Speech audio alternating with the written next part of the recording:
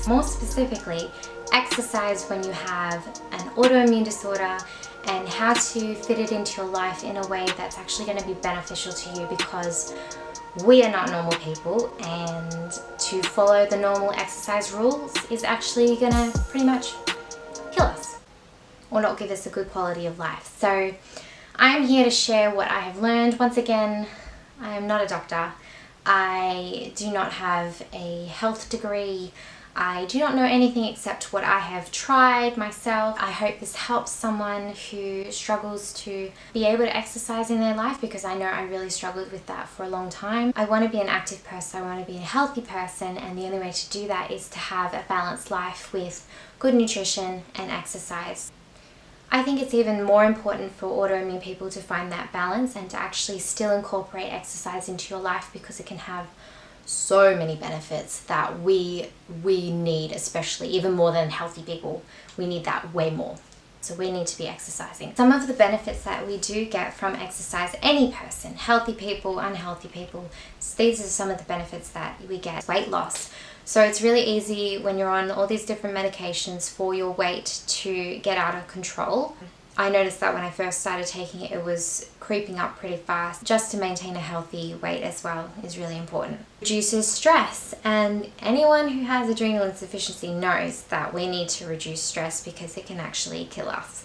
So having stress in our life is just not an option. So exercise can help relieve some of that stress and help put us in a more positive mindset, can give you endorphins. It can bring you out of a depressive mood. Also, another benefit of exercise is that it reduces inflammation in your body, and anyone knows with autoimmune disease we have a lot of inflammation in our body that we need to keep down on the down low. Exercise can help you to detox as well, to get all the toxins out of your body.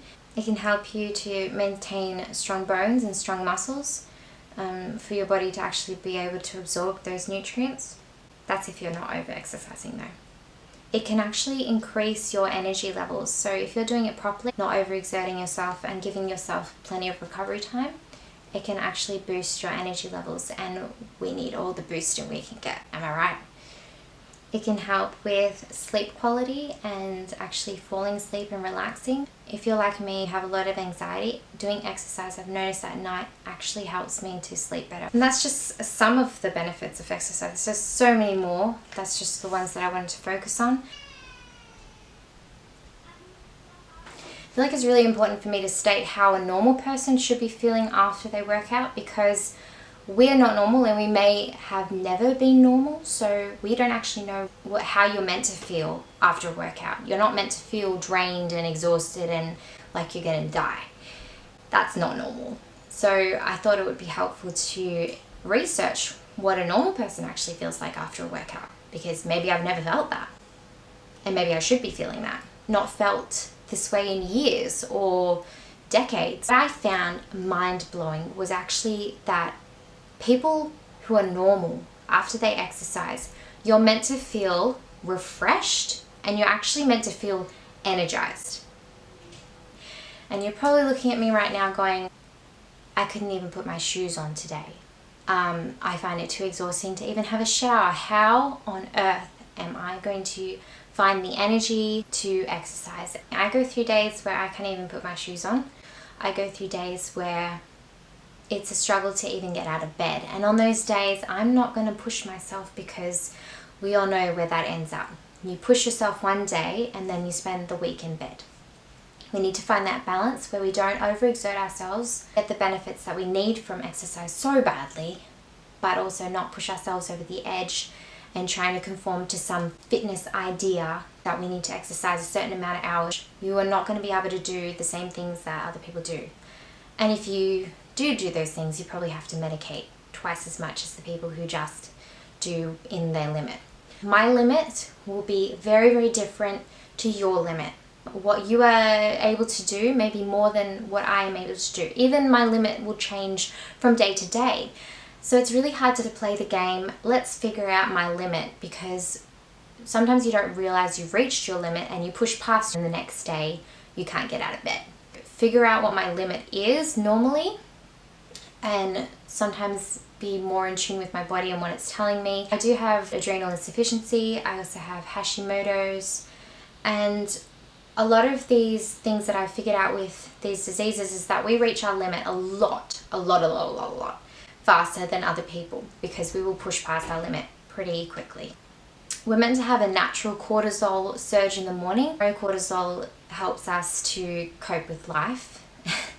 And if you have adrenal insufficiency, you don't have that natural surge in the morning. We have to medicate that.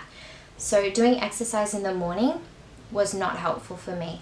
It would screw up my entire day and I wouldn't be able to do anything else for the rest of the day.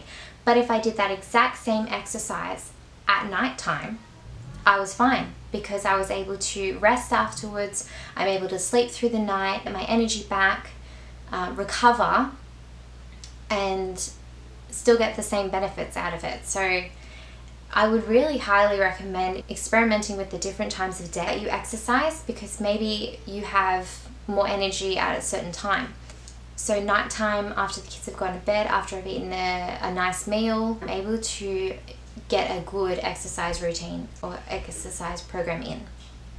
It's important for autoimmune people to recognize the symptoms of overexertion or overtraining. It's really hard for autoimmune people to tell when they've reached their overexertion or overtraining, because we're so used to being exhausted and fatigued and tired all the time that we just think it's normal. What I found really helpful was actually researching overtraining symptoms. And this was under people who overtrain, like seriously overtrain. But this is actually what is happening to our bodies. Overexertion training symptoms are, you can't get out of bed, very lethargic, that lasts the entire day after you've exercised. But if you normally feel like you can get through the day, you've got your medications working, you're in the right levels and everything like that, and if you suddenly incorporate exercise into your life and the next day you can't get out of bed, you're lethargic, and it lasts the entire day, you are overtraining. If you're a person that feels that way anyway because you have an autoimmune disorder that's out of control, then this isn't going to apply to you. So I thought that was helpful to recognize the symptoms of overtraining, because we actually get there when we haven't even trained that much. The first one is actually getting adequate sleep and rest. If you are going to start exercising, you need to make sure that you are getting lots and lots and lots of rest and lots and lots and lots of sleep. You need to balance your day with activity and rest. You actually need way more recovery time than a normal person. And getting adequate rest is the way that your body is going to recuperate and be able to keep going the next day. Rest is just as important, if not more important, than exercise. It is better for your body to rest for that day than push yourself into a workout just because you set a resolution or you said, I need to work out every single day. It is more important to rest if you're feeling like you need to rest. On those days where I feel like I can't do anything and I do push myself to do yoga, sometimes it can be beneficial, and sometimes I get halfway through the video and realize that I've made a mistake. It's important to stop then. If you realize that your body is actually crying out for a break, for a rest, it is more important to rest. Dr. Berg, in his video, How to Figure Out Your Perfect Exercise, he actually says that all the benefits that you get from exercise comes during your recovery time. So if you're not allowing yourself adequate rest time or adequate recovery time, you're not going to get the benefits from exercise. He also says that it's much more important to get the sleep more than a workout. So if you're waking up really early to fit in a workout, it's actually not going to be as beneficial as sleeping in. Another thing that has really changed my life is actually incorporating walking into my day as well as an exercise program at night. Walking a dedicated time throughout your day, whenever that may be. It could be in the morning, could be on your lunch break. I set my timer for 15 minutes and I walk as far as I can, however hard I think I can walk for that day. If I feel like I can do a little bit faster, then I walk a little bit faster. If I feel like I can't walk that fast today, then I just take a stroll. It's just moving my body. And I set a timer for 15 minutes, and once that timer's gone off, I just walk back again. And then that's another 15 minutes back. And it's really not that hard in your mind once you set a timer for 15 minutes, and then that timer goes off and you're like, right, I'm done. And technically you're walking back for another 15 minutes. So you haven't pushed yourself too hard, you've moved your body, and you're not going to overexert yourself. Great for your heart. It's cardio without straining your body. I encourage you to try it for a week and see the difference. Steroid medication, the weight stays on. And I needed to find a way to counteract that sort of weight gain. And walking has done that for me. It's kept my weight balanced, the same as it was before I started my medication. So adding in just half an hour a day has really changed my exercise without even making me tired or think about it. It's just one thing that I added in my day, and it really wasn't hard. Adjust it to however you're feeling for that day. Let me tell you, I don't walk every day because there are some days where my body just can't.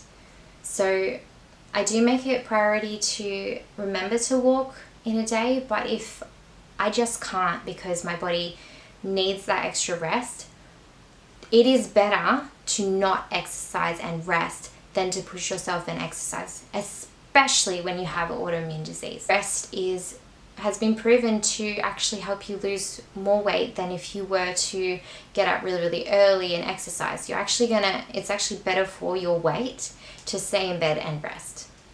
You can research Dr. Berg on that one. Now, my nighttime exercise. This is so dependent on how I am feeling, and so I don't even know if I can tell you exactly what I do because it's different every day. My body is telling me what I need, and if I just need yoga, that's what I do.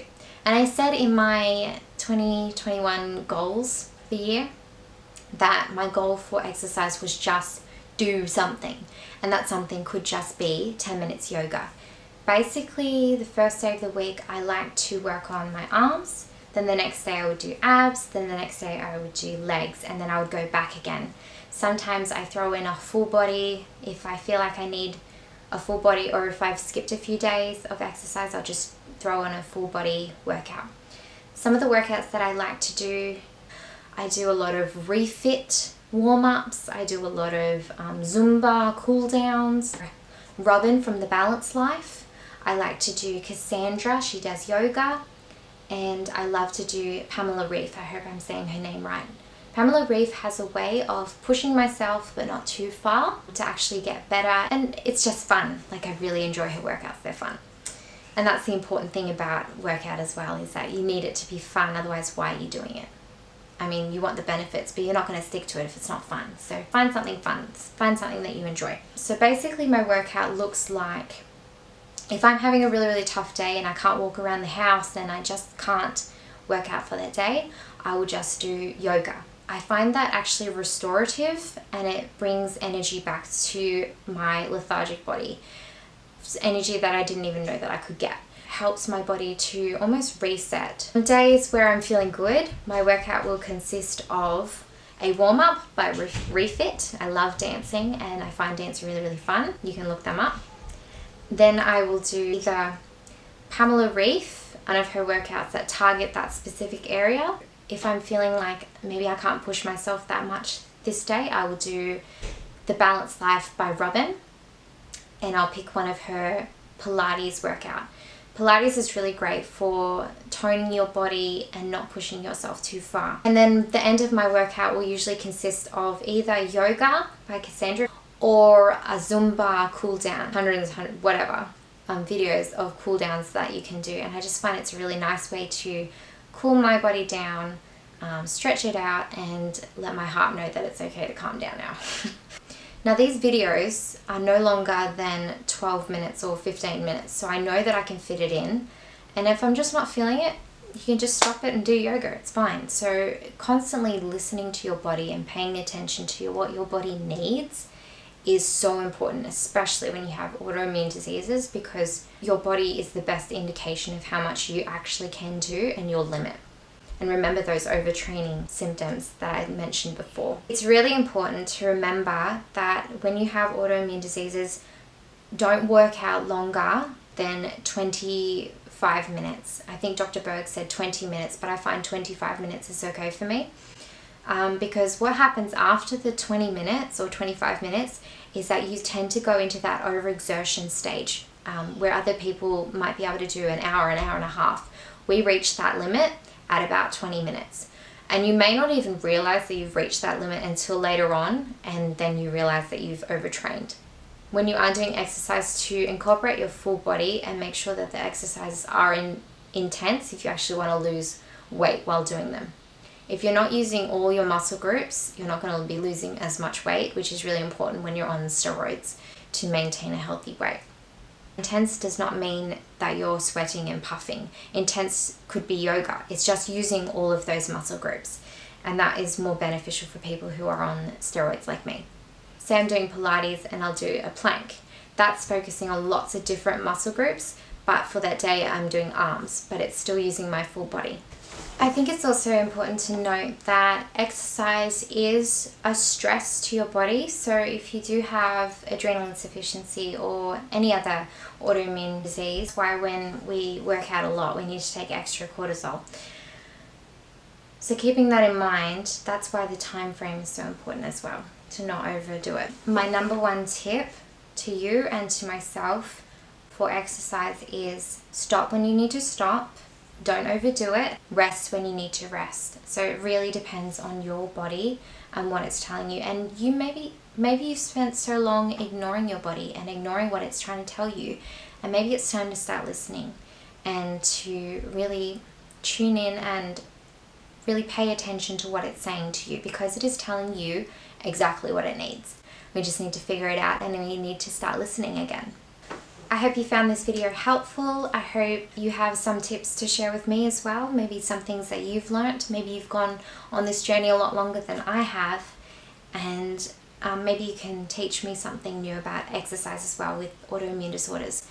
There is not much information out there about what to do when you do have an autoimmune disease and how you exercise, especially with adrenal insufficiency. There's barely any information out there. The only information that they give you is that take extra medication if you're planning on exercise. That's it. That's all they give you. So I spent a lot of time trying to figure out my time of recovery that I need in between workouts. Less time exercising, a lot less intensity, and a lot more recovery time. So I hope you found this video helpful. I hope you're able to apply some things to your life, and even if you've given up on exercise, I hope that you will give it a go again. Try some new things, try some yoga to start with, and start really, really slow. When I was at my worst last year before I got diagnosed, I could not do any exercise. I couldn't even walk around the house. So I had to start all over again from a very, very low fitness level. And I just built it up over time, and you can do that too. You can build it up, start really, really slow. You don't need to compare yourself to anybody but yourself. Just start somewhere. I encourage you, because the benefits are so important for us. Thank you so much for watching, and all the best with your exercise and health fitness journey.